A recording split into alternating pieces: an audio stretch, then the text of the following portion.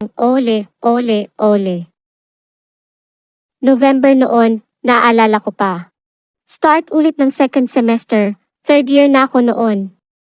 Tapos sobrang ihing-ihi na ako.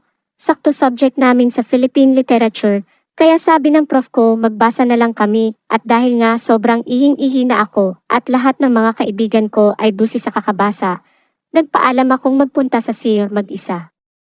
Medyo kakaunti lang yung mga tao sa lobby kasi nga may mga klase. Doon ako nag-CR sa unang floor kasi nililinis yung nasa pangatlong floor. Pagpasok ko, napansin kong walang tao. Medyo natatakot ako noon kasi nga alam naman nating maraming multo sa main building pero naknang, sobrang ihing-ihi na ako yung tipong gusto na pumutok ng gallbladder ko, kaya wala akong nagawa.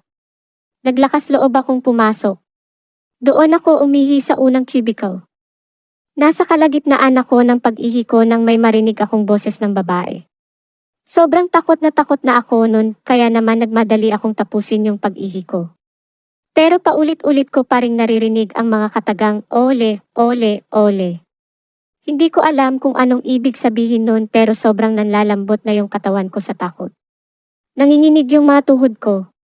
Buti na lang natapos na akong umihi at nagmadali akong buksan yung pintuan ng cubicle.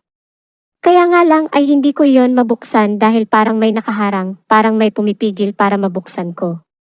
Nagsimula na akong magdasal ng Apostles' Creed ng mga oras na iyon. Naiiyak at namumutla na rin ako sa takot.